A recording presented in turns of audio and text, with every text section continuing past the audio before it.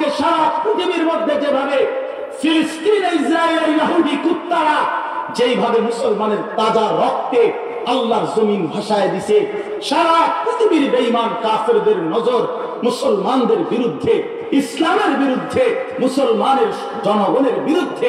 এই জন্য আমার এই ছোট্ট বাংলাদেশেও প্রতিনিয়ত ইসলাম এবং মুসলমানের বিরুদ্ধেই ষড়যন্ত্র হয়, মুসলমানের রক্ত ঝরাবার, মুসলমানকে লাঞ্ছিত করার চেষ্টা করা হয়। এই বাংলাদেশের মধ্যেও ইসকন নামে একটি উগ্র সন্ত্রাসী হিন্দুত্ববাদী একটি সংগঠন, তারা গতকালকে আমার বাংলাদেশের জমিনে, এই বাংলাদেশে একজন ইমানদার মুসলমান অ্যাডভোকেটের রক্তে বাংলার জমিন লাল করে ফেলছে, লাল করে ফেলেছে এক মুসলমানের রক্তে, তারে জবাই করে দিছে ইসকনের এই হিন্দু কুত্তারা, উগ্র হিন্দু সন্ত্রাসীরা। এজন্য বন্ধু আমার, এই বাংলাদেশের জমিন থেকেও যেন কালেমা নেমে যায়, ইসলামের পতাকা যেন নেমে যায়, মুসলমানের অস্তিত্ব যেন মুছে যায়। এই জন্য বেঈমান প্রতিনিয়ত ষড়যন্ত্র করছে। কিন্তু আমরা উচ্চ কণ্ঠে বলতে চাই, তোমরা যুবক যতদিন আছো, শহীদের রক্তে প্রয়োজনে কম ঝরবে, বাংলার জমিন লাল হবে, কিন্তু বাংলার জমিনে কালেমার পতাকা নামবে না, পতাকা নামবে না ইনশাআল্লাহ, ইনশাআল্লাহ, যুবক ইনশাআল্লাহ, জমিন থেকে কালেমার পতাকা নামবে না ইনশাআল্লাহ।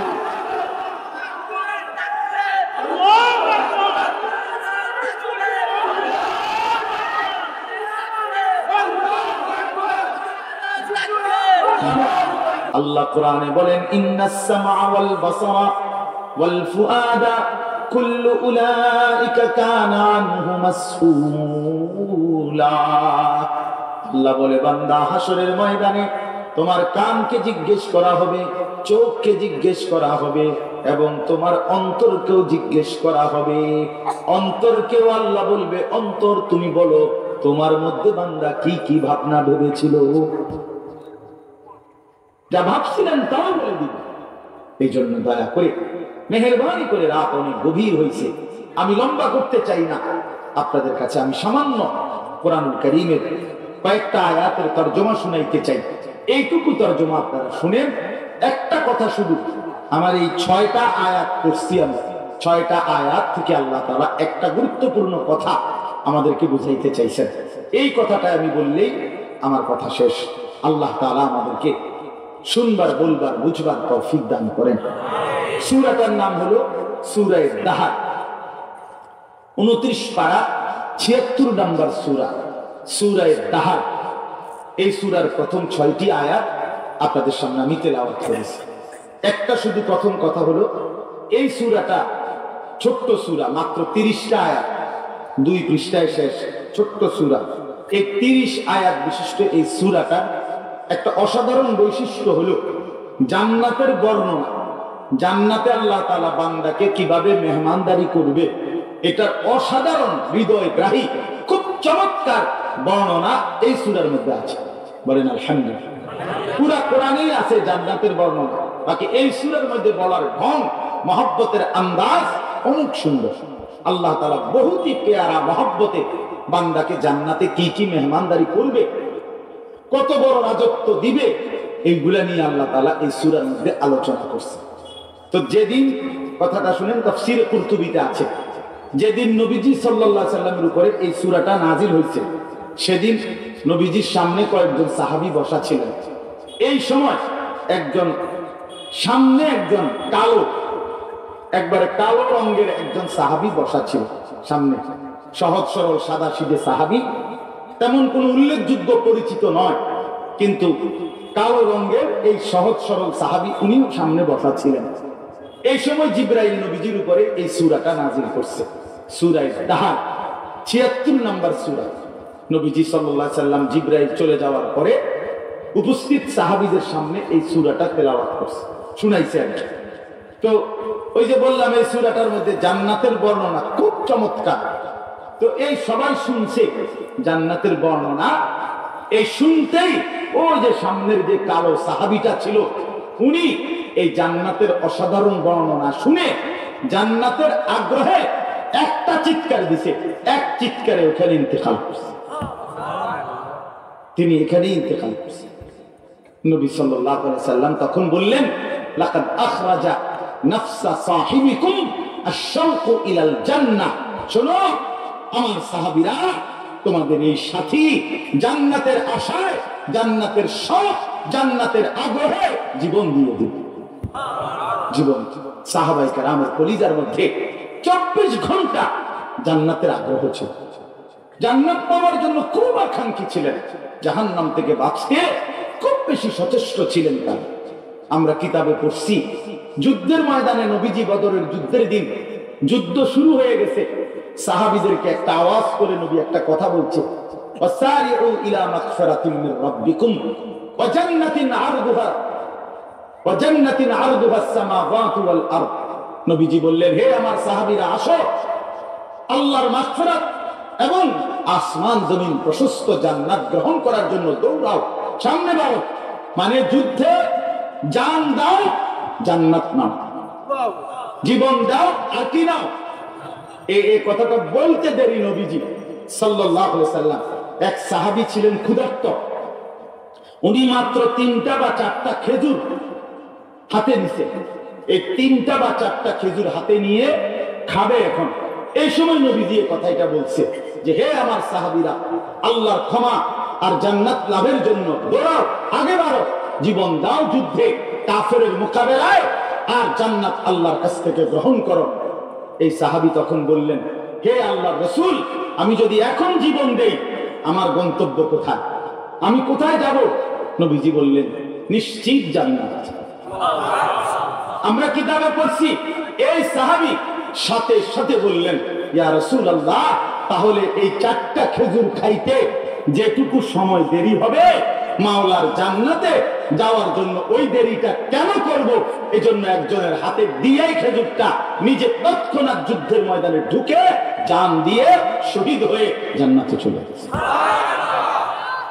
আসসালামু আলাইকুম ওয়া রাহমাতুল্লাহি ওয়া বারাকাতুহু।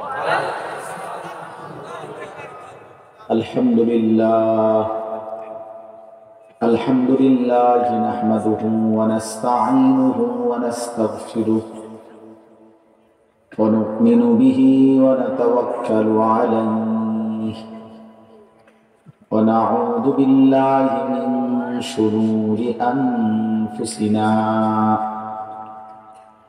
ওয়া মিন সাইয়্যাতি আ'মালিনা।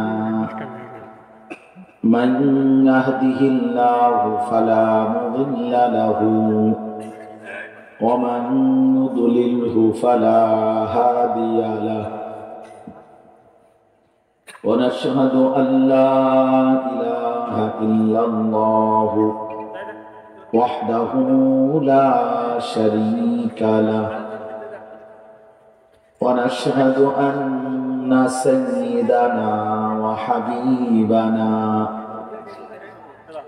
ومولانا محمدا عبده ورسوله أما بعد فأعوذ بالله من الشيطان الرجيم بسم الله الرحمن الرحيم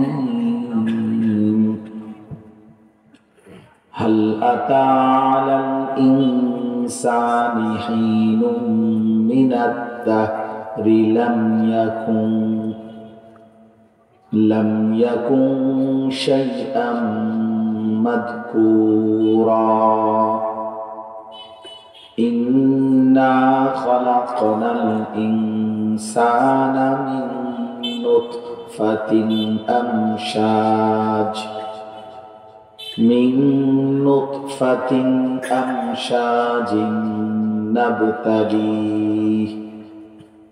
نبتليه فجعلناه سميعا بصيرا إنا هديناه السبيل إما شاكرا وإما كفورا إنا أعتدنا للكافرين سلاسل وأغلالا وسعيرا إن الأبرار يشربون من كأس كان مزاجها كافورا عينا يشرب بها عباد الله يفجرونها تفجيرا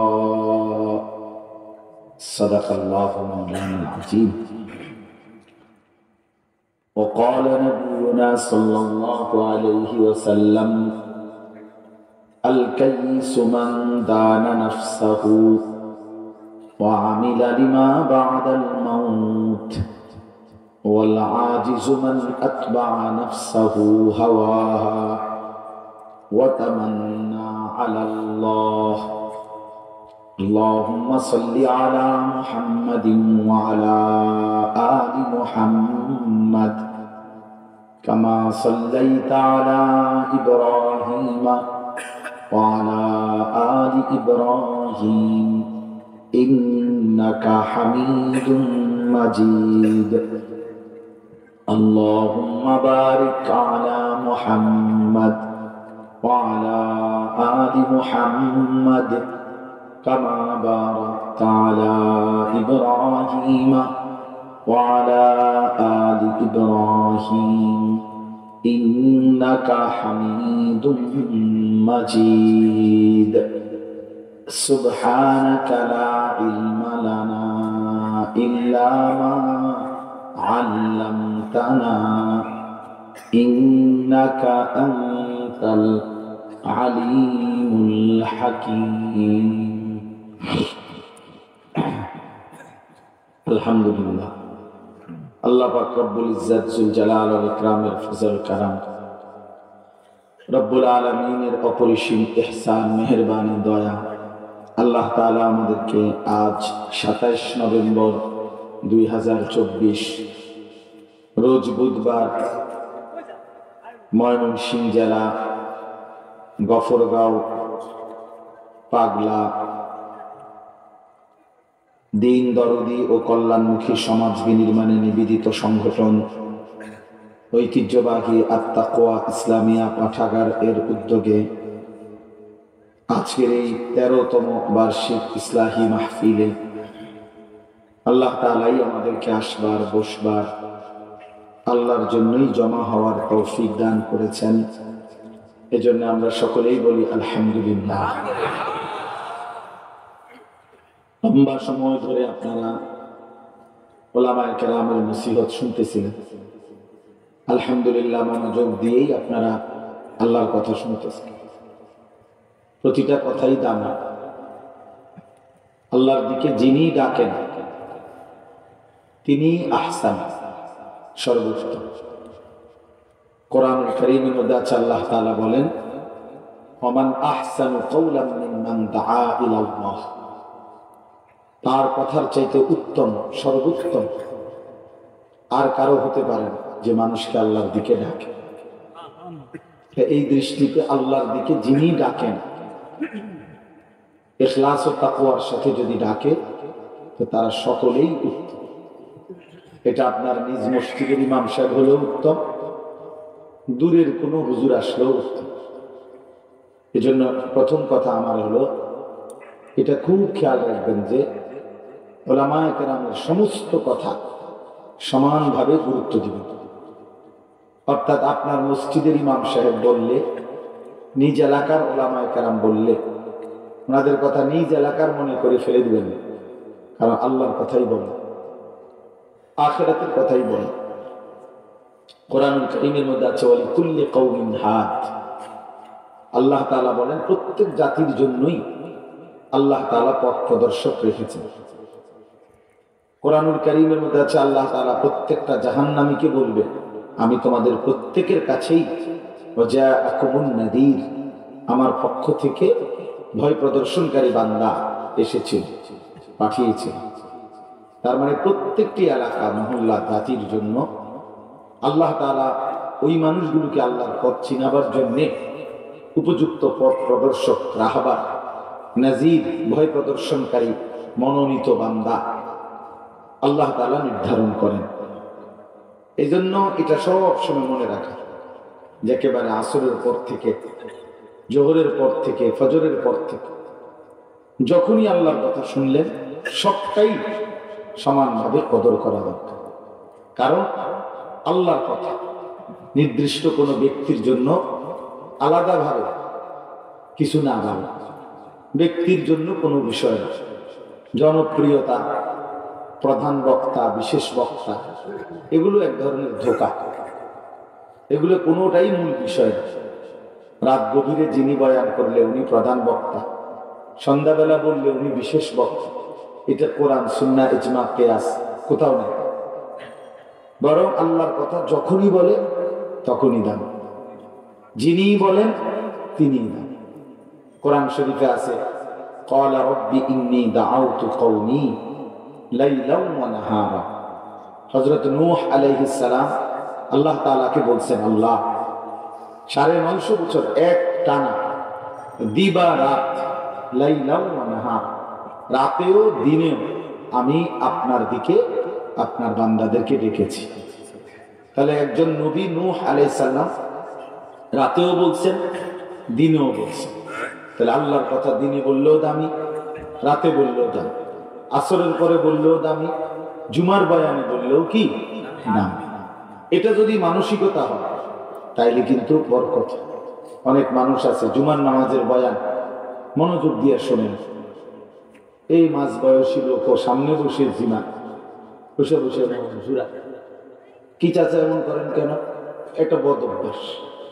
অথচ সপ্তাহের অন্য কোনো দিন উনি কিন্তু 12টা 40, 50, 1টা বাজে এই টাইমে ঘুমায় না। এটা কোনো ওনার ঘুমের টাইম না।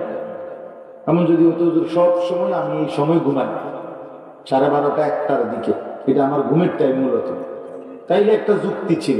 কিন্তু এটা কোনো মানুষেরই ঘুমের টাইম না।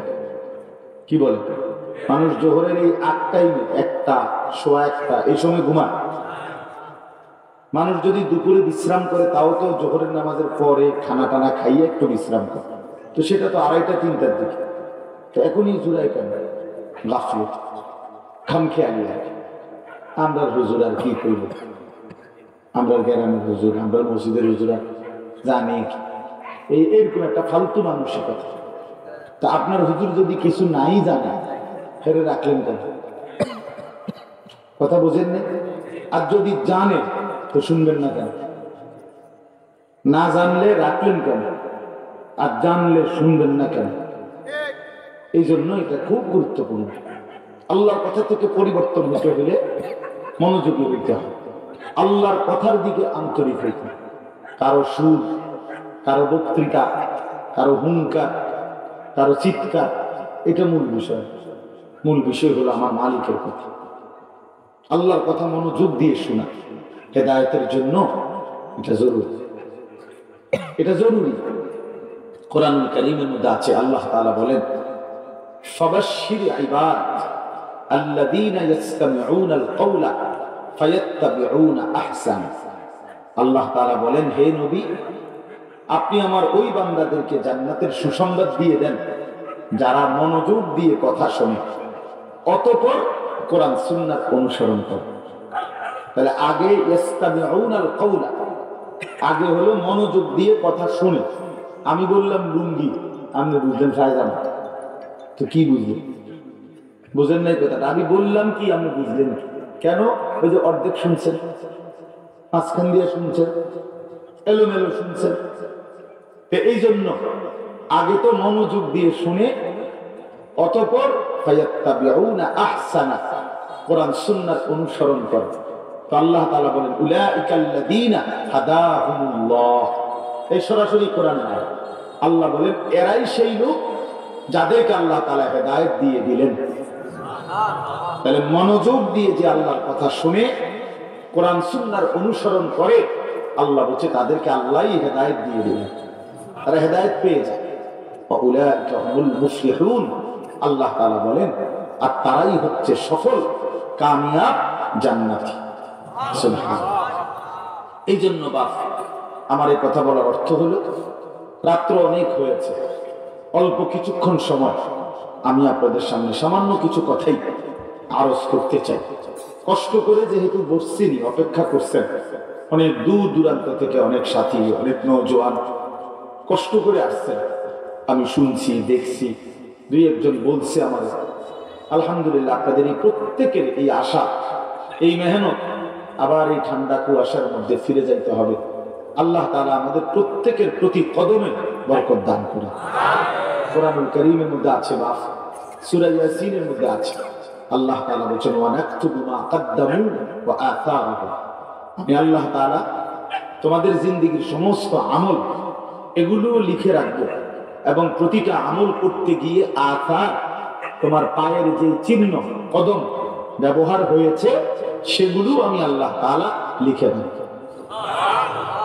এই আসারের দুই অর্থ, এক হলো তুমি দুনিয়াতে যা রেখে গেছো নেক আমল কিংবা গুনাহের আমল, আরেকটা হলো নেক কাজে ব্যবহৃত তোমার পায়ের চিহ্ন, তোমার কদম, তোমার কদম। এই জন্য আল্লাহ তাআলা এই যে আপনারা আসছেন, আবার ফিরে যাবেন, ও কিশোরগঞ্জের ওই দিক থেকে দূর দূরান্ত থেকে আসছে, তো সবাইকে আল্লাহ তাআলা এই কদম কদম ইনশাআল্লাহ বরকত দান করুন। কদমেরও অনেক ফজিলত। রাসূলুল্লাহ সাল্লাল্লাহু আলাইহি ওয়াসাল্লাম বলছেন বাশশিরিল মাশাঈনা ফিজ যুলাম বিন-নূরিত তাম ইয়াউমাল কিয়ামah ইলাল মাসাজিদ। নবীজি বলছে, অন্ধকারের ভিতরে যারা পায়ে হেঁটে এই কদম ব্যবহার করে মসজিদের মধ্যে গমন করে, মানে ফজরের নামাজ, এশার নামাজ পড়তে যারা মসজিদে যায়, আল্লাহ রাসূল সাল্লাল্লাহু আলাইহি ওয়াসাল্লাম বলেন তাদেরকে কিয়ামতের দিন পূর্ণ নূর, আলোর সুসংবাদ দিয়ে দেয়। তাহলে কদমের বরকত আছে, কদমের বরকত আছে।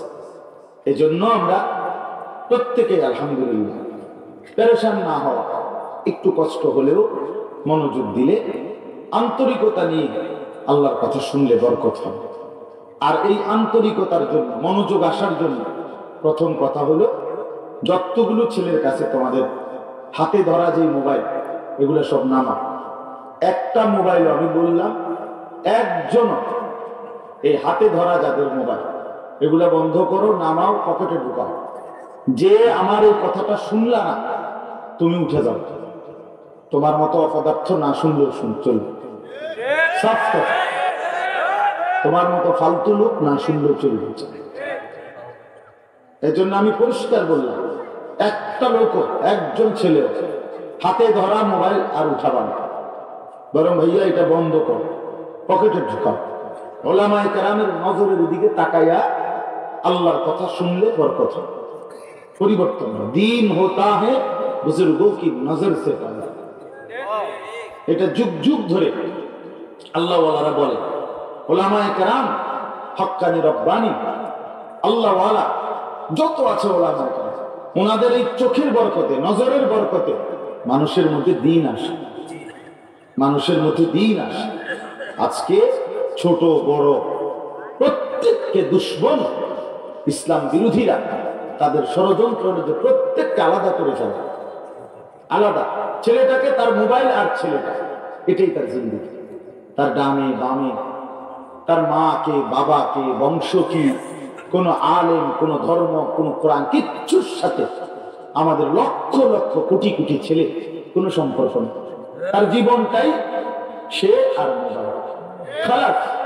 এটাই তার রাত, এটাই তার দিন, এটাই তার জিন্দেগি। সারা রাত সারা দিন এই এক মোবাইলের উপরে উলঙ্গ ছবি, নাচ গান, নর্তকীর দৃশ্য, জেনা ব্যভিচারের দৃশ্য, জুয়া খেলা, অনলাইনে জুয়া খেলা।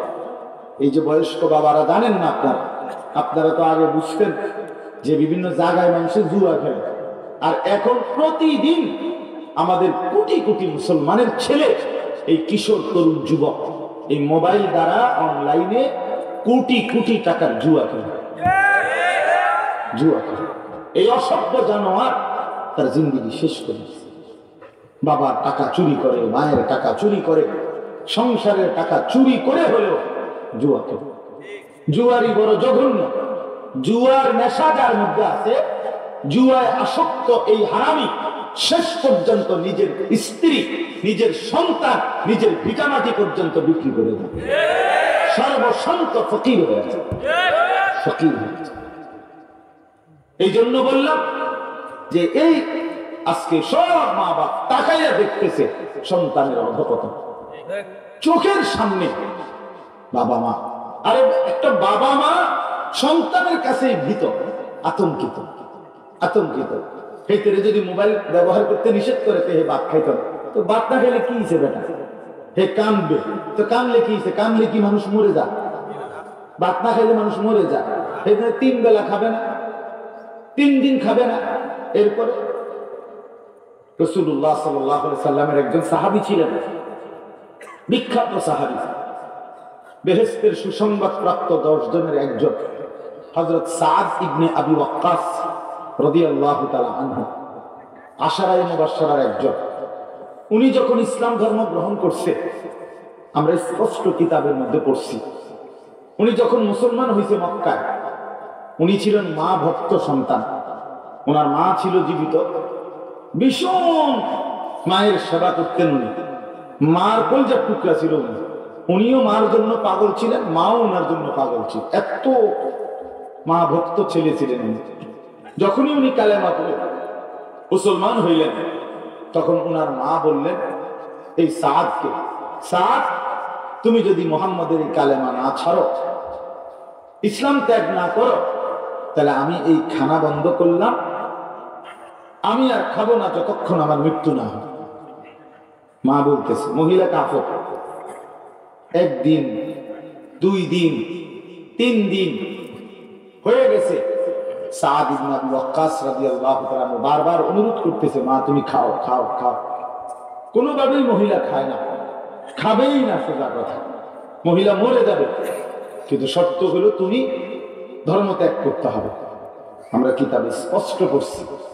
3 দিনের মাথায় সন্তান সাদ ইবনে আবি ওয়াক্কাস বলছে, মা তোমার মতো মা যদি মৃত্যুবরণ করে আর 100 বারও ফিরে আসো, 100 বারও যদি আবার দুনিয়ায় ফিরে আসো, আবার মৃত্যুবরণ করো, তারপরও মা খোদার কসম, যে ঈমান আমার কলিজায় ঢুকছে, আমি এটা ছাড়বো না। তোমার মতো মাকে 100 বার কুরবানি করে দিলাম। তুমি কি ভাবছো আমারে? ঠিক আছে, আমি মায়া করি, তোমার মহব্বত করতাম মা, কিন্তু এর মানে আল্লাহকে নারাজ করে না। কথা বুঝেন নাই আমার? وَإِنْ جَاهَدَاكَ عَلَىٰ أَنْ تُشْرِكَ بِي مَا لَيْسَ لَكَ بِهِ عِلْمٌ فَلَا تُطِعْهُمَا। আল্লাহ কোরআনে বলছেন, মা বাপ যদি সন্তানকে আল্লাহর নাফরমানি, শিরিক করতে বলে, আল্লাহ বলে বান্দা সাবধান, কোনোভাবেই মা বাবা এই কথা অনুসরণ করবা না। তাহলে তার উল্টোটা আপনি ভাবেন, আপনার ছেলেটা কাঁদে, আপনার ছেলেটা নারাজ হবে, আপনার ছেলেটা চিৎকার করবে, ঘরের একটা কিছু ভেঙ্গা ফেলবে, এই সামান্য কিছু তার এলোমেলো ভয়ে আপনি ছেলেটার চরিত্র নষ্ট করে দিলেন, আপনি ছেলেটার আখলাক শেষ করে দিলেন। 12 বছরের একটা ছেলে, 14 বছরের একটা ছেলে, সে এই বড় মোবাইল দিয়ে করে থাকি, পৃথিবীতে তার এই বড় মোবাইল দিয়ে কি কাজ, কি কাজ? এই জন্য দয়া করে কাঁদলে, রাগ করলে এগুলো কোনো অজুহাত না, অজুহাত না। অসংখ্য মা বাবা এটা বুঝতেই চায় না যে সন্তান মানুষ গঠন দায়িত্ব নাকি সংসারের ঘর দুয়ার ফার্নিচার আসবাব বানানো দায়িত্ব। মুসলমান হিসেবে কোনটা দায়িত্ব এ কথাটাই জানে না। কথা বুঝেন নাই আমার? আমি একজন মুসলমান, আমার 4টা ছেলে মেয়ে, যেমন আমার 2 মেয়ে 2 ছেলে, তাহলে আমার 4 জন, আমার বিবি একজন, আমি একজন, 6 জন। এখন আমার ঘরে খাট পালং সোফা ফার্নিচার এগুলো দরকার।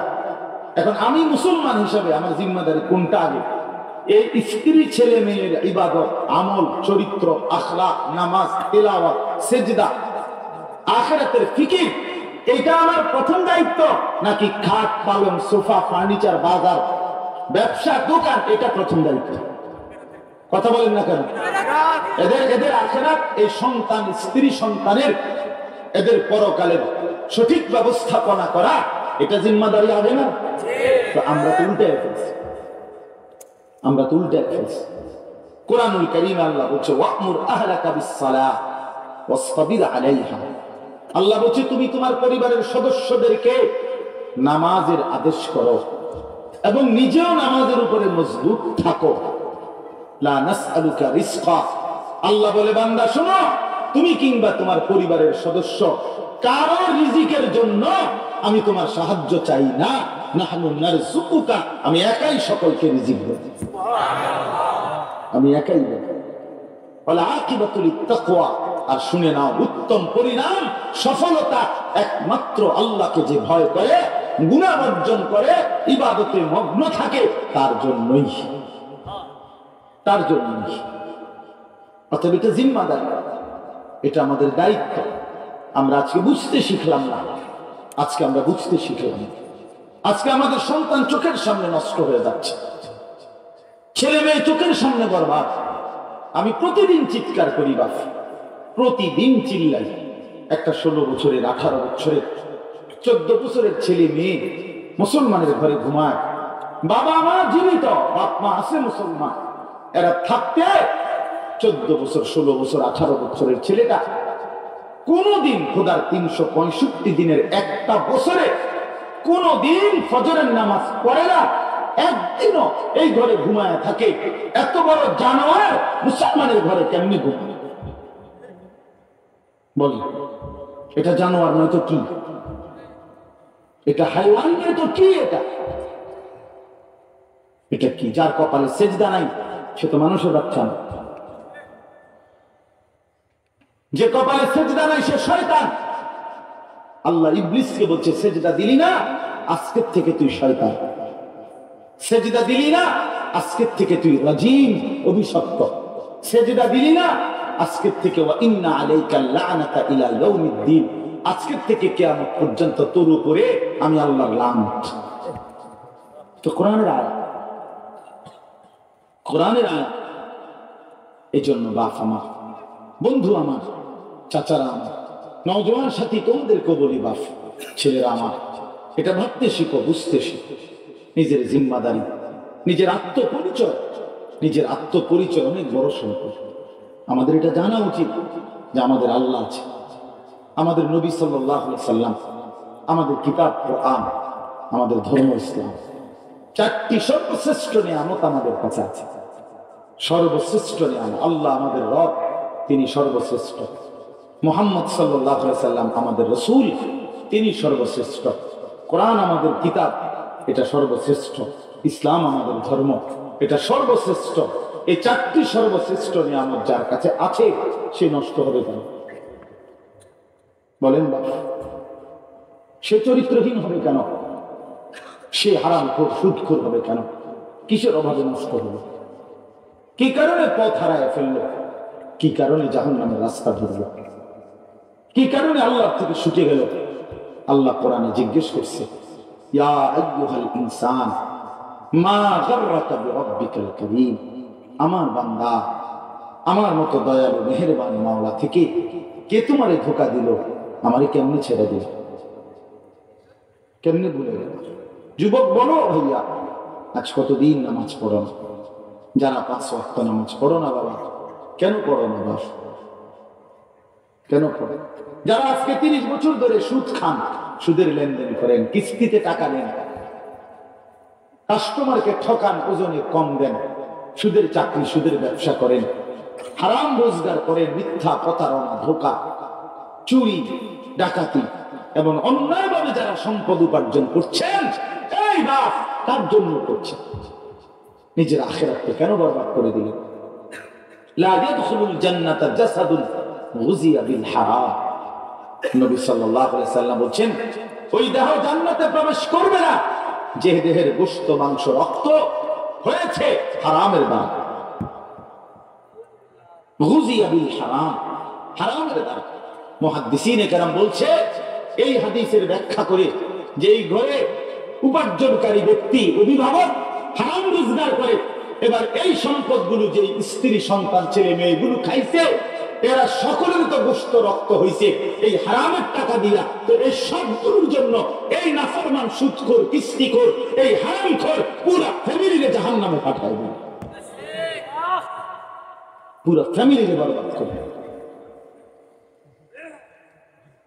এই জন্য আপনাদের কাছে অনুরোধ, ফিকির করেন, ফিকির চাইবা, বিবেককে জিজ্ঞেস করেন যে যেই অবস্থানে আছেন এই অবস্থায় আগামীকাল যদি কিয়ামত হয়, কিছুক্ষণ পরে যদি হাসরের মাঠ কায়েম হয়, তো কিভাবে আল্লাহর সামনে দাঁড়ানো?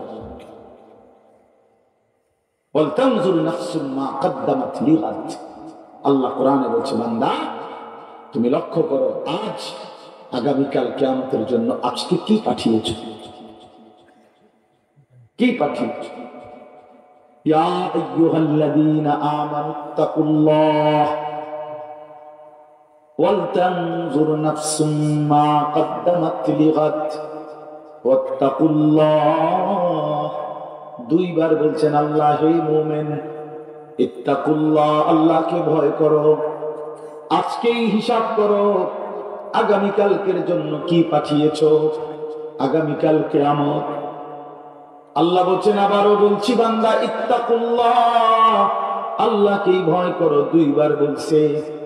ইন্নাল্লাহা খাবীরুম বিমা তা'মালুন, আল্লাহ বলে বান্দা যা কিছু করছো, যখন যা করছো আমি রব্বুল আলামিন কিন্তু সব খবর রাখি। রাখে কিনা? কথা বলেন। আল্লাহ দেখে কিনা, শুনে কিনা, বুঝে কিনা? ওয়াসিররু কাওলাকুম আবিজহারু বিহি ইন্নাহু আলিমুম বিদাতিস সুদূর।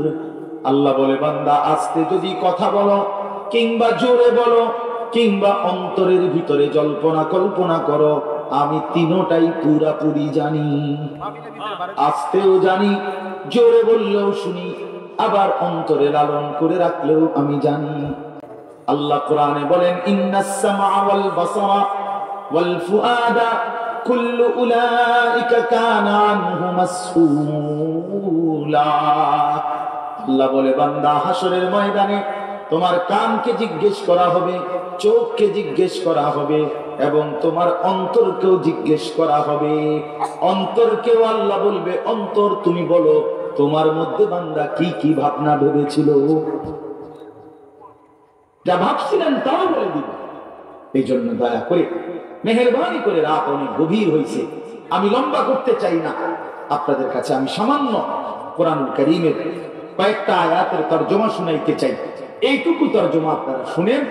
একটা কথা শুধু, আমার এই 6টা আয়াত পড়ছি আমি, 6টা আয়াত থেকে আল্লাহ তাআলা একটা গুরুত্বপূর্ণ কথা আমাদেরকে বুঝাইতে চাইছেন। এই কথাটা আমি বললেই আমার কথা শেষ। আল্লাহ তাআলা আমাদেরকে শুনবার, বলবার, বুঝবার তৌফিক দান করেন। সূরাটার নাম হলো সূরা দাহার, 29 পারা 76 নম্বর সূরা, সূরা দাহার। এই সূরার প্রথম 6টি আয়াত আপনাদের সামনে আমি তেলাওয়াত করেছি। একটা শুধু প্রথম কথা হলো, এই সূরাটা ছোট্ট সূরা, মাত্র 30টা আয়াত, 2 পৃষ্ঠায় শেষ, ছোট্ট সূরা। এই 30 আয়াত বিশিষ্ট এই সূরাটা একটা অসাধারণ বৈশিষ্ট্য হলো জান্নাতের বর্ণনা। জান্নাতে আল্লাহ তাআলা বান্দাকে কিভাবে মেহমানদারি করবে, এটার অসাধারণ হৃদয়গ্রাহী খুব চমৎকার বর্ণনা এই সূরার মধ্যে আছে। বলেন আলহামদুলিল্লাহ। পুরা কোরআনেই আছে জান্নাতের বর্ণনা, বাকি এই সূরার মধ্যে বলার ঢং, মহব্বতের আন্দাজ অনেক সুন্দর। আল্লাহ তাআলা বহুতই পেয়ারা মহব্বতে বান্দাকে জান্নাতে কি কি মেহমানদারি করবে, কত বড় রাজত্ব দিবে, এইগুলা নিয়ে আল্লাহ তাআলা এই সূরার মধ্যে আলোচনা করছে। তো যেদিন কথাটা শুনেন, তাফসীরে কুরতুবীতে আছে, যেদিন নবীজি সাল্লাল্লাহু আলাইহি সাল্লামের উপরে এই সূরাটা নাজিল হয়েছে, সেদিন নবীজির সামনে কয়েকজন সাহাবী বসা ছিলেন। এই সময় একজন সামনে, একজন কালো, একবারে কালো রঙের একজন সাহাবী বসা ছিল সামনে, সহজ সরল সাদা সিধে সাহাবী, তেমন কোনো উল্লেখযোগ্য পরিচিত নয়, কিন্তু কালো রঙের এই সহজ সরল সাহাবী উনি সামনে বসা ছিলেন। এই সময় জিবরাইল নবীজির উপরে এই সূরাটা নাজিল করছে। সূরা দাহার ৭৬ নম্বর সূরা। নবীজি সাল্লাল্লাহু আলাইহি সাল্লাম জিবরাইল চলে যাওয়ার পরে উপস্থিত সাহাবীদের সামনে এই সূরাটা তেলাওয়াত করছে, শুনাইছেন। তো ওই যে বললাম এই সূরাটার মধ্যে জান্নাতের বর্ণনা খুব চমৎকার। তো এই সবাই শুনছে জান্নাতের বর্ণনা, এই শুনতেই ওই যে সামনের যে কালো সাহাবীটা ছিল উনি এই জান্নাতের অসাধারণ বর্ণনা শুনে জান্নাতের আগ্রহে একটা চিৎকার দিছে, এক চিৎকারে ওখানে ইন্তেকাল করছে, তিনি এখানেই ইন্তেকাল করছেন। নবী সাল্লাল্লাহু আলাইহি সাল্লাম তখন বললেন, লাকাদ আখরাজা নাফসা সাহিবিকুম আশ-শাওকু ইলাল জান্নাহ। শোনো আমার সাহাবীরা, তোমাদের এই সাথী জান্নাতের আশায়, জান্নাতের শখ, জান্নাতের আগ্রহে জীবন দিয়ে দিবে। জীবন সাহাবায়ে কেরামের কলিজার মধ্যে 24 ঘন্টা জান্নাতের আগ্রহ ছিল, জান্নাত পাওয়ার জন্য খুব আকাঙ্ক্ষী ছিলেন, জাহান্নাম থেকে বাঁচতে খুব বেশি সচেষ্ট ছিলেন তারা। আমরা কিতাবে পড়ছি যুদ্ধের ময়দানে নবীজি বদরের যুদ্ধের দিন যুদ্ধ শুরু হয়ে গেছে, সাহাবীদেরকে একটা আওয়াজ করে নবী একটা কথা বলছে, ওয়াসারিউ ইলা মাগফিরাতিন মির রাব্বিকুম ওয়া জান্নাতিন আরদুহা আস-সামাওয়াতু ওয়াল আরদ। নবীজি বললেন, হে আমার সাহাবীরা, আসো আল্লাহর মাগফিরাত এবং আসমান জমিন প্রশস্ত জান্নাত গ্রহণ করার জন্য দৌড়াও, সামনে বাড়ো। মানে যুদ্ধে জান দাও, জান্নাত নাও, জীবন দাও আর কি নাও। এই কথাটা বলতে দেরি নবীজি সাল্লাল্লাহু আলাইহি সাল্লাম, এক সাহাবী ছিলেন ক্ষুধার্ত, উনি মাত্র 3টা বা 4টা খেজুর হাতে নিছে, এই 3টা বা 4টা খেজুর হাতে নিয়ে খাবে এখন। এই সময় নবীজি এই কথাটা বলছে যে, হে আমার সাহাবীরা, আল্লাহর ক্ষমা আর জান্নাত লাভের জন্য দৌড়াও, আগে বাড়ো, জীবন দাও যুদ্ধে কাফেরের মোকাবেলায়, আর জান্নাত আল্লাহর কাছ থেকে গ্রহণ করো। এই সাহাবী তখন বললেন, হে আল্লাহর রাসূল, আমি যদি এখন জীবন দেই আমার গন্তব্য কোথায়, আমি কোথায় যাব? নবীজি বললেন, নিশ্চিত জান্নাত।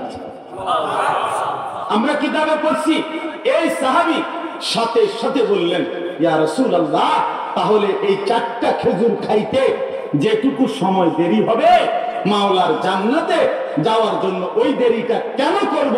এজন্য একজনের হাতে দিয়েই খেজুরটা নিজে তৎক্ষণাৎ যুদ্ধের ময়দানে ঢুকে জান দিয়ে শহীদ হয়ে জান্নাতে চলে গেছে। 4টা খেজুর খাওয়ার সময় দেরি করা জান্নাতে যাওয়ার জন্য, এটা ওনার সহ্য হয়নি। এখন যাব, এখন জান দেব, এখন জান্নাতে যাব, এখন। সুবহানাল্লাহ। আমার ভাই, আল্লাহর জন্য জীবন দেওয়া, ইসলামের জন্য জীবন দেওয়া, আল্লাহর কোরআনের জন্য জীবন দেওয়া, রাসূলুল্লাহ সাল্লাল্লাহু আলাইহি সাল্লামের যা ইজ্জত আর সম্মানের জন্য, দ্বীন ইসলামের জন্য কাফেরের বিরুদ্ধে, মুশরিকের বিরুদ্ধে জীবন দেওয়া, জান দেওয়া, এটা কোনোভাবেই ব্যর্থতা নয়, বরং রক্ত ছড়ে জান্নাত মিলে। এজন্য ফিলিস্তিনের যেই মজলুমরা প্রতিদিন রক্ত দিচ্ছে, এরা ব্যর্থ নয়, এরা রক্ত ঝরছে, আল্লাহর জান্নাতে পৌঁছতেছে, আল্লাহর জান্নাতে পৌঁছতেছে। এজন্য আমাদের প্রত্যেকের কলিজার ভিতরে আল্লাহর জন্য জীবন দেওয়া, জান্নাত লাভের জন্য জান দেওয়া, এই জজবা, এই হিম্মত থাকতেই হবে। বলেন ইনশাআল্লাহ। যুবক ভাই, তোমরা বলো ইনশাআল্লাহ। যুবক ভাই, মনে রেখো, নওজোয়ান, তোমাদেরকে বলছি, এই বন্ধু আমি, আজকে সারা পৃথিবীর মধ্যে যেভাবে ফিলিস্তিন, ইসরায়েল, ইহুদি কুত্তারা যেইভাবে মুসলমানের তাজা রক্তে আল্লাহর জমিন ভাসায় দিছে, সারা পৃথিবীর বেঈমান কাফেরদের নজর মুসলমানদের বিরুদ্ধে, ইসলামের বিরুদ্ধে, মুসলমানের জনগণের বিরুদ্ধে। এই জন্য আমার এই ছোট্ট বাংলাদেশেও প্রতিনিয়ত ইসলাম এবং মুসলমানের বিরুদ্ধেই ষড়যন্ত্র হয়, মুসলমানের রক্ত ঝরাবার, মুসলমানকে লাঞ্ছিত করার চেষ্টা করা হয়। এই বাংলাদেশের মধ্যেও ইসকন নামে একটি উগ্র সন্ত্রাসী হিন্দুত্ববাদী একটি সংগঠন, তারা গতকালকে আমার বাংলাদেশের জমিনে, এই বাংলাদেশে একজন ইমানদার মুসলমান অ্যাডভোকেটের রক্তে বাংলার জমিন লাল করে ফেলছে, লাল করে ফেলেছে। এক মুসলমানের রক্তে তারে জবাই করে দিছে ইসকনের এই হিন্দু কুত্তারা, উগ্র হিন্দু সন্ত্রাসীরা। এজন্য বন্ধু আমার, এই বাংলাদেশের জমিন থেকেও যেন কালেমা নেমে যায়, ইসলামের পতাকা যেন নেমে যায়, মুসলমানের অস্তিত্ব যেন মুছে যায়। এই জন্য বেঈমান প্রতিনিয়ত ষড়যন্ত্র করছে। কিন্তু আমরা উচ্চ কণ্ঠে বলতে চাই, তোমরা যুবক যতদিন আছো, শহীদের রক্তে প্রয়োজনে কম ঝরবে, বাংলার জমিন লাভ হবে, কিন্তু বাংলার জমিনে কালেমার পতাকা নামবে না। পতাকা নামবে না ইনশাআল্লাহ, ইনশাআল্লাহ, যুবক ইনশাআল্লাহ জমিন থেকে কালেমার পতাকা নামবে না ইনশাআল্লাহ।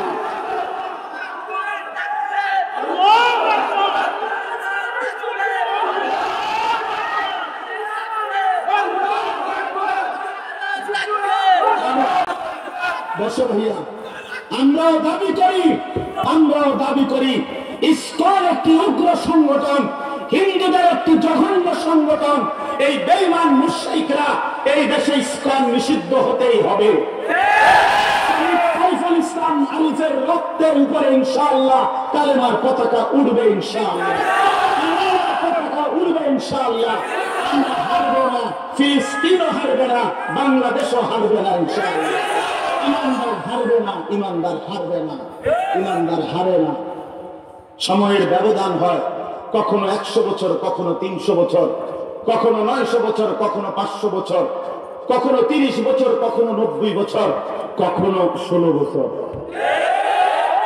কিন্তু জালেম হেরে যায়, জালেম হারে যায়, বেঈমান হেরে যায়, ইমানদার জিতেই যায়। কালেমা জিতবেই, ইসলাম থাকবে ইনশাআল্লাহ, শহীদের তাজা রক্তে ইনশাআল্লাহ ইমানের বিজয় হবে ইনশাআল্লাহ।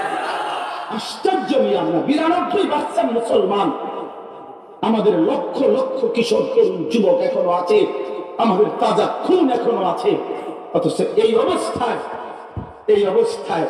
এই ইসকনের উগ্র হিন্দুরা, সন্ত্রাসীরা, এরা একজন মুসলমান অ্যাডভোকেট, সে আইনজীবী, তার একটা 3 বছরের বাচ্চা আছে।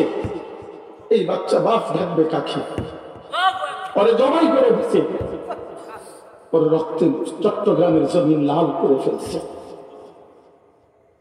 এজন্য আমার নওজোয়ান ছেলেরা, বন্ধু আমার, আমি অনুরোধ করছি তোমাদের কাছে, তোমরা মোবাইলের ওই নেশায় জীবন শেষ করো না।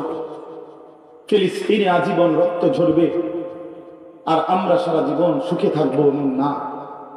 রোহিঙ্গা মুসলমান আজীবন রক্ত ঝরাবে, তুমি বন্ধু মোবাইল টিপবার, নারী দেখবা, না রে দোস্ত আমার। সারা পৃথিবীর মধ্যে ঈমান আর কুফরের যুদ্ধ, এই বাংলাদেশের ছোটখাটো 2-3টা দল, এগুলো তেমন কিছু না। মূল বিষয় হলো আগামীর সময়টা, আজ কিংবা কাল, যে কোনো সময়, যে কোনো মুহূর্তেই সারা পৃথিবীব্যাপী ঈমান আর কুফরের লড়াই হবে। সারা পৃথিবীব্যাপী মাহদী আর দাজ্জালের যুদ্ধই হবে। বন্ধু আমার, নওজোয়ান সাথী আমার, আমি অনুরোধ করলাম, সেজদা দাও, চরিত্র ঠিক করো, আখলাক সুন্দর করো, যত কষ্টই হোক বন্ধু, এই হাত জোর করে অনুরোধ করছি, ফজরের নামাজের সেজদা দাও, আল্লাহকে রাজি করো, এ জমিন চোখের পানিতে ভিজাও, মালিকের সেজদা দিয়ে আল্লাহকে রাজি করো। কি পরিমাণ আমাদের ছেলেরা ফজরের নামাজ পড়ে না, ফজরের নামাজ পড়ে না। আমি আজকেও যেখানে ফজরের নামাজ পড়ছি, আপনাদেরই কাছাকাছি কোথাও ফজরের নামাজ পড়ছি, 4 থেকে 5 জন মানুষ, কেউ নাই, বিশাল মসজিদ। আহা, তো মুসলমান কোথায়? মুসলমানের মহল্লাবাসী কই গেল? যুবক, তোমরা যদি নামাজ না পড়ো, আল্লাহ পাক খুশি হবে কিভাবে? রাসূলুল্লাহ সাল্লাল্লাহু আলাইহি ওয়াসাল্লাম সোমবার দিন ইন্তেকাল করছেন। নবী সাল্লাল্লাহু আলাইহি ওয়াসাল্লাম সোমবারে রবিউল আউয়াল মাসে ইন্তেকাল করছেন। এই ইন্তেকালের দিন সর্বশেষ আমরা নিজে তারিখে আরবি কিতাবে পড়ছি, নবীজি সর্বশেষ, নবীজি অসুস্থ ছিলেন, 23 ওয়াক্ত নামাজ নবীজি জামাত পড়াইতে পারেন নাই, এত অসুস্থ ছিল। শেষ দিন সোমবার দিন এই 23 ওয়াক্ত নামাজ হযরত আবু বকর সিদ্দিক রাদিয়াল্লাহু তাআলা তিনি পড়াইছেন। শেষ সোমবার দিন ফজরের নামাজের ওয়াক্তে হযরত আবু বকর সিদ্দিক মসজিদে নববীতে ইমামের জন্য দাঁড়াইছে। নবীজি তখন অসুস্থ, মাথা উঠাইতে পারে না। আম্মা জান আয়েশা নবীর বিবিকে বলছে, আয়েশা তুমি আমার কনুইর মধ্যে ঠেস দিয়া বসাও, আমার হুজরার পর্দা সরায় দাও, আমি আমার সাহাবীদের নামাজ দেখব। আল্লাহ নবী সাল্লাল্লাহু আলাইহি ওয়াসাল্লাম হুজরার পর্দা সরাই দিয়েছেন। আম্মা জান আয়েশা নবীজি তাকাইয়া দেখছেন ফজরের নামাজ। কোন নামাজ? ফজরের নামাজে দেখছে পুরা মসজিদ ভরা, সাহাবায়ে কেরাম, হযরত আবু বকর ইমামতি করছে। নবীজি সাল্লাল্লাহু আলাইহি ওয়াসাল্লাম তখন কায়দা দিয়েছে, চোখের পানি ফেলে বলছে, আয়েশা আমার 23 বছরের মেহনত সার্থক। গত 23টা বছর আমি আয়েশা এত বিপুল পরিমাণ কষ্ট করছি, তায়েফের পাথরের আঘাতে আমার পিঠটা চালনির মতো ছিদ্র হয়ে গেছে। আমি ক্ষুধার কষ্টে আয়েশা 14 দিনের মতো পেটে 2টা পাথর বাঁধছি। আমার দান দান শহীদ করা রক্তে উহুদের ময়দানে আমি বেহুশ হয়ে পড়েছিলাম। আমার ঘরের চুলায় 3 মাসও আগুন জ্বলে নাই, রান্না করা কোনো খাবার খাই নাই। এতটা কাঁদছি, সারা রাত উম্মতের জন্য আমি কেঁদেছি। আমার এই কান্না, আমার এই চোখের পানি, আমার এই রক্ত, সবকিছুর বিনিময়ে আমি যে উম্মতকে দেখছি ফজরের নামাজে মসজিদ ভরা, আমি খুশি আয়েশা, আমার 23 বছর সার্থক, আল্লাহর কসম বাপ। এরপরেই নবী হাত তুলে আল্লাহর দিকে তাকায়া বলছে, আল্লাহুম্মা রফিকাল আ'লা, এই মাওলা এখনই আমি আপনি বন্ধুর কাছে, এবার আমি যেতে চাই। আমার উম্মতকে আমি দেখছি, আমি খুশি হয়েছি মাওলা, আমার উম্মত মসজিদ ভরে নামাজে আসছে ফজরে। এই দিন সোমবারে বিশ্বাস করেন বাপ, নবীজি জোহরের নামাজের সূর্য পশ্চিম দিকে হেলবার টাইমে, তখনও জোহরের ওয়াক্ত হয় নাই, এই তার আগেই আল্লাহ নবী সাল্লাল্লাহু আলাইহি সাল্লাম সোমবার দিন ইন্তেকাল করছে। কসম আল্লাহ, সৈয়দ আবুল হাসান আলী নদভী রাহমাতুল্লাহ আলাইহির কিতাব আস-সিরাতুন নববিয়্যাহ, এই কিতাবে আমি নিজে পড়ছি। তাহলে নবীজি উম্মতকে শেষ দেখে গেছে কোন নামাজে? কথা বলেন না কেন? খুশি হয়েছে কোন নামাজে? জোহরের নামাজের আগেই চলে গেছে হাসরের ময়দানে। সেই উম্মত যখন আমলনামা নিয়ে সুপারিশের জন্য নবীজির সামনে পেশ করবে, ইয়া রাসূলুল্লাহ, এই যে আমি আনিসুর রহমান, এটা আমার আমলনামা, আপনি একটু দেখেন, আমার জন্য একটু সুপারিশ করেন। রাসূলুল্লাহ সাল্লাল্লাহু আলাইহি ওয়াসাল্লাম যখন এই পৃষ্ঠার পর পৃষ্ঠা উল্টাবে, হার বলবে, উম্মত আমার এত চোখের পানি, আমার এত রক্ত, আমার এত কান্না, আমার বুকে পাথর বাঁধা, পেটে পাথর বাঁধা, কিচ্ছু মনে রাখতে পারলাম না। এটা কি আমলনামা আনছো উম্মত? এখানে তো দিনের পর দিন ফজরের নামাজ বলতে কিছুই নাই, জোহরের নামাজ বলতে কিছুই নাই। 30 বছর আমার উম্মত হইয়া সুদ খাইছো, 60 বছর আমার উম্মত হইয়া বিড়ি সিগারেটের মধ্যে অভ্যস্ত ছিল। 30 বছর ধরে তুমি আমার মতো শ্রেষ্ঠ নবীর উম্মত হয়ে প্রতিদিন নাচ গান, রঙিন টেলিভিশন, সিনেমা, নাটক, মোবাইল, অস্থির ছবি এভাবে দেখে গেছো উম্মত। হায় উম্মত, তুমি আমার মতো শ্রেষ্ঠ নবীর কেমনে পারলে এত বড় বেইজ্জতি করতে? আমি এটা নিয়ে কেমনে দাঁড়াবো মালিকের সামনে? এই বলেন না বাপ, নবী কি বলবে যে উম্মত এটা কি আনলা? নামাজ কই, সেজদা কই, রুকু কই, আমার সুন্নত কই? এতদিন দাড়ি কাটলা কেমনে? কোনদিন মেসওয়াক করতে মনে পড়লো না কেমনে? আমি এটা নিয়ে কেমনে যাবো আমার আল্লাহর সামনে? বলে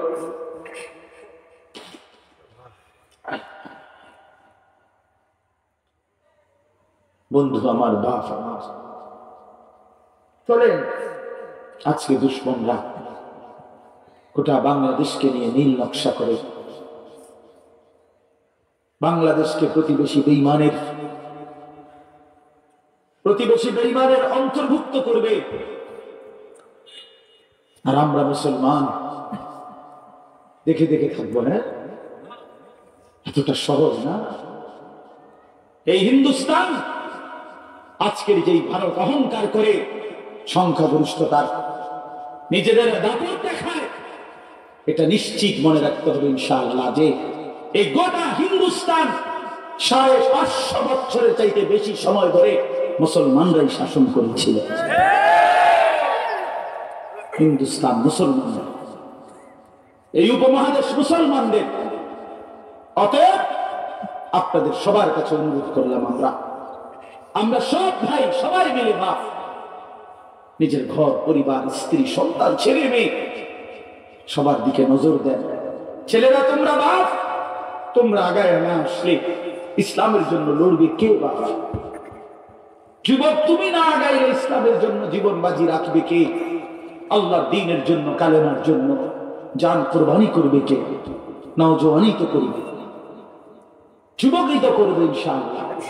এই জন্য আমি সব যুবককে উদাত্ত আহ্বান করছি, নিজের আখলাক সুন্দর করো, নিজের চরিত্র সুন্দর করো, নিজে আল্লাহকে সেজদা করো, অসভ্যতার এই জিন্দেগি ছেড়ে দাও, নারীর সাথে সম্পর্কিত জীবন ছেড়ে দাও, অশ্লীলতা বেহায়াপনা মোবাইলের আসক্তি বন্ধু ছেড়ে দাও বাপ, কিচ্ছু হবে না। আল্লাহ তাআলা চালাই। আমরাও পৃথিবীতে আলহামদুলিল্লাহ আমরাও ব্যস্ততম মানুষ।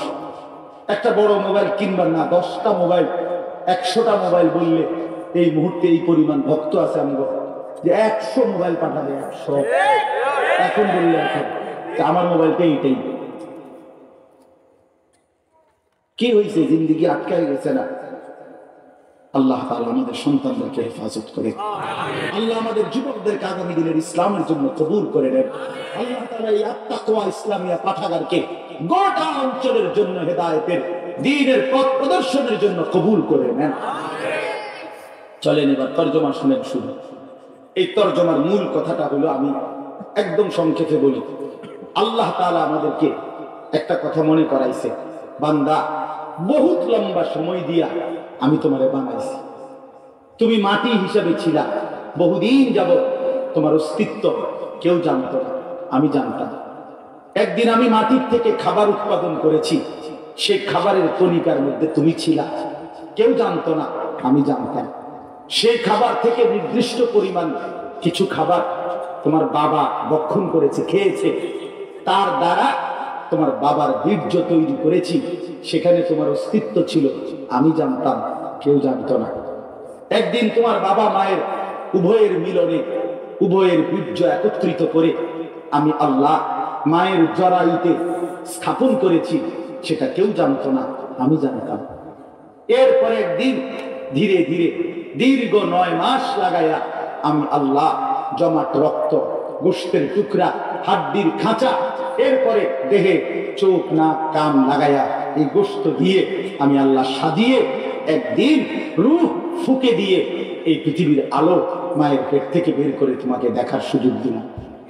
এই সবটা বান্দা আমি করেছি। হাল আতা আলাল ইনসানি হিনুম মিনাদ দাহরি লাম ইয়াকুন শাইআন মাযকুরা। বান্দা তোমার উপর দিয়ে লম্বা সময় গেছে যখন তুমি উল্লেখ করার মতো কিছুই ছিল না। কোন জমিনে তোমার অস্তিত্ব ছিল কেউ জানতো না, কোন খাবারে তোমার অস্তিত্ব ছিল তুমি জানতা না, বাবার বীর্যের কোন ফোঁটায় তোমার অস্তিত্ব ছিল তুমি জানতা না, মায়ের জরায়ুতে কোন দিন স্থাপন হয়েছে তুমি জানতা না, কোন দিন তোমার নাক লাগাইছি, কান লাগাইছি, চোখ লাগাইছি, পৃথিবীর কেউ জানতো না, জানতাম শুধু আমি আল্লাহ। ঠিক কিনা? ইন্না খালাকনাল ইনসানা মিন নুতফাতিন আমশাজ। আমি আল্লাহ স্বামী স্ত্রী তোমার বাবা মায়ের মিশ্র বীর্য থেকে আমি আল্লাহই মানুষকে সৃষ্টি করেছি। এখন আল্লাহ বলেন, বান্দা এত লম্বা সময় লাগাইয়া তোমারে যে আমি বানাইলাম, তুমি কি একবার জানতে চাইলা না যে আল্লাহ আপনি আমারে কেন বানাইলেন? মোবাইল টিপার নাকি? আর বয়স্ক লোক আপনার ঘরে বয়ে বেশ হাত অনেক আপনার জন্য বানাইছে। তো আল্লাহ তাআলা বলে, বান্দা শুনো, আমি তোমাদেরকে বানিয়েছি কেন? এতদিন ধরে আমি তো কুন বললেই হয়ে যেত, হইতো না? কথা বলেন না কেন? আল্লাহ যদি বলতো কুন ফায়াকুন, হও, তাইলেই তো হয়ে যায়। তো সেখানে এতদিন ধরে আমাদেরকে বানাইলেন কেন? আল্লাহ বলেন, একটাই উদ্দেশ্য, নাবতালিহি, আমি তোমাদেরকে পরীক্ষা করার জন্য। কেন বানিয়েছি? পরীক্ষা করার জন্য। বলেন কেন বানিয়েছি? এখন প্রশ্ন হলো, কি পরীক্ষা? পরীক্ষা হইল, আল্লাহ বলতে চাচ্ছে, বান্দা দুনিয়ায় তোমারে আমি স্থায়ী থাকতে দিব, তোমার স্থায়ী ঠিকানা হলো জান্নাত। আমি দেখতে চাই এখানে পরীক্ষা নিয়ে তুমি সেখানে যেতে চাও কিনা, তুমি জান্নাতে যাবা কিনা, জাহান্নাম থেকে বাঁচবা কিনা। এই পরীক্ষার জন্য আমি তোমাকে জমিনে অল্প সময়ের জন্য থাকতে দিয়েছি। তুমি চাইলেও এনে তোমারে রাখতাম না, তুমি না চাইলেও আমি তোমারে রাখতাম না। হাসলেও মরে যাবা, কাঁদলেও মরে যাবা, রাজপ্রাসাদে থাকলেও মরে যাইবা, কুড়ে ঘরে থাকলেও মরে যাইবা, জীবনের সুখের মধ্যে ভাসলেও মরে যাইবা, দুঃখের সাগরে ভাসলেও মরে যাইবা, কেউ থাকবা না। নিশ্চিত কিনা? কথা বলেন না? বলেন অতএব পরীক্ষা দিতে চাই, জান্নাতে যাবা নাকি জাহান্নামে যাবা? এখন প্রশ্নের উত্তর দিয়ে আমি বললাম, আল্লাহ আমি সিদ্ধান্ত নিছি আমি পরীক্ষা দেব, আমি জান্নাতেই যাব, জাহান্নাম থেকে বাঁচবো। এখন আমি কিভাবে কি করব আপনি আমারে বলেন। তো আল্লাহ বলেন, তিনটা জিনিস আমি তোমাকে দিয়েছি। এক নাম্বার, ফাজআলনাহু সামিআন বাসীরা, জান্নাতে যাওয়ার জন্য, পরীক্ষায় উত্তীর্ণ হওয়ার জন্য আমি এক নম্বরে বান্দা তোমাকে দিয়েছি কি? শুনবার কান, দেখবার চোখ। তাফসীরে লিখছে, অর্থ হইল আল্লাহ তাআলা বলতে চাচ্ছেন, বান্দা পরীক্ষায় পাশ করার জন্য, জান্নাতে যাওয়ার জন্য প্রথমত আমি তোমাকে এমন একটা দেহ দিয়েছি, যেই দেহে আমার সমস্ত হুকুম মানার, নিষেধ বর্জন করার, গুনাহ বর্জন করার 100 যোগ্যতা আমি আল্লাহ সৃষ্টিগত ভাবে তোমার শরীরে দিয়েছি। এটা বুঝিনি কথা? এটা আল্লাহর এমন কোন হুকুম নাই যেটা মানার যোগ্যতা আমাদের শরীরে নাই। যদি না থাকতো শরীরে যোগ্যতা, তাহলে এটা আল্লাহ দিত না। মনে করেন আমার কোমরটাই বাঁকা হয় না, অথচ আমারে বললো রুকু করতাম, তাহলে না এটা জুলুম হইত? ঠিক না বলেন? কথা বুঝছেননি? আমি নিচের দিকে যাইতে পারি না, আমার হাঁটুও ভাঙ্গে না, কোমরও ভাঙ্গে না, কনুইও বাঁকা হয় না, অথচ আমারে বললো সেজদা দিতে। যদি এইটা হইতো তাইলে না জুলুম হইত? এখন আমাদের মধ্যে এই নিচের দিকে সেজদার জন্য যাওয়ার যোগ্যতা আছে কিনা? রুকু করার যোগ্যতা আছে কিনা? আল্লাহকে ডাকার যোগ্যতা আছে কিনা? রোজা রাখার যোগ্যতা আছে কিনা? তাইলে আল্লাহ তাআলা একজন নারীর প্রতি তাকাইবার নিষেধ করছে, বলছে নিচের দিকে চোখ নামাও। তো এখন কোন নারীর সামনে চোখ নিচের দিকে নামাইবার যোগ্যতা আমাদের চোখে আছে না? আছে কিনা বলে? তাহলে কোন সমস্যা? আল্লাহ সুদে না হারাম করছে, তো ব্যবসা তো হালাল করছে। আল্লাহ ভিন নারী না হারাম করছে, হালাল স্ত্রী তো হালাল করছে। কথা বোঝেন নাই আমার? তাই মদে না হারাম করছে, মধু তো হালাল করছে। তাহলে আল্লাহ তাআলা আমার সমস্যা ফেলছে কোথায়? আমার কোন হুকুম আল্লাহর পালন করার যোগ্যতা আমাদের শরীরে নাই?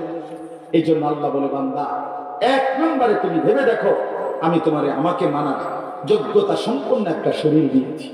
2 নাম্বার, ইন্না হাদাইনাহুস সাবিলা, আমি আল্লাহ 2 এবং 3 একসাথে বলছে, আমি তোমাকে জান্নাতের রাস্তা বুঝাইয়া বলার জন্য, পরীক্ষায় উত্তীর্ণ হওয়ার যা দরকার বুঝিয়ে বলার জন্য প্রথমত নবী রাসূল, আর এরপরে নবী রাসূলদের পরবর্তীতে যুগে যুগে উলামায়ে কেরাম তোমার কাছে পৌঁছাইছি, যারা তোমারে আখিরাত, জান্নাত, সফলতা, পরীক্ষায় উত্তীর্ণের রাস্তা শতভাগ বুঝায় দিছে। দিছে কিনা বলেন? আপনাদের কোন এলাকা আছে এখানে যেখানে হুজুর নাই? হাতুড়া। কথা বলেন না। একজন বুড়া মানুষ বলেন যে 30 বছর আগে একবার আমরা এলাকায় আসিল, তো কোনো হুজুর নাই। আছে এমন? আর বলেন এমন হয়েছে কখনো? আল্লাহ বলে, সর্বযুগে আমি আল্লাহ তোমার হেদায়েতের জন্য নবী রাসূল এবং তার পরবর্তী ওয়ারিস উলামায়ে কেরাম দিয়েছি। 3 নাম্বার হলো বুঝবার জন্য এই কিতাব দিয়েছি। এই যে এটা কি? কোরআন। আল্লাহ তাআলা বলেন, মানার যোগ্যতা শরীরের মধ্যে দিয়েছি, বুঝাইয়া বলার জন্য নবী রাসূল উলামা দিয়েছি, বুঝবার জন্য কিতাব দিয়েছি। এখন সমস্যা কি? করে কথা বুঝেন নাই আপনি? এখন কি অসুবিধা বলেন? বলেন একটা অসুবিধা বলেন। আর কোন অসুবিধা আছে? কোন অসুবিধা আর কিছু না। এই জন্য আল্লাহ বলেন, ইম্মা শাকিরান ওয়া ইম্মা কাফুরা। এবার আমি দেখছি শুধু বান্দা তুমি কে কে আমার অনুগত আর কে কে আমার অবাধ্য। বাদ খাও, কোনো অসুবিধা নেই, শুধু আমি হিসাব রাখতেছি। আহসাহুল্লাহ, আল্লাহ বলেন আমি হিসাব রাখছি, গুনে গুনে রাখছি। দুনিয়া আমি খাওয়াবো, কিন্তু আমি 3টা ব্যবস্থা দিয়েছি। মানার যোগ্যতা শরীরে দিয়েছি, এবং বুঝাইয়া বলার জন্য নবী রাসূল উলামায়ে কেরাম দিয়েছি, বুঝবার জন্য কিতাব দিয়েছি। অতএব এবার আমি দেখছি আমার অনুগত কে, অবাধ্য কে। অতএব বাবা, দুনিয়া শুধু ভোগ করতে পারা এটা কোনো আশ্চর্য কিছু না। দেখার বিষয় হলো আখিরাত। দেখার বিষয় হলো কি, कैसे रहे या वैसे रहे, वहां देखना फिर कैसे रहे।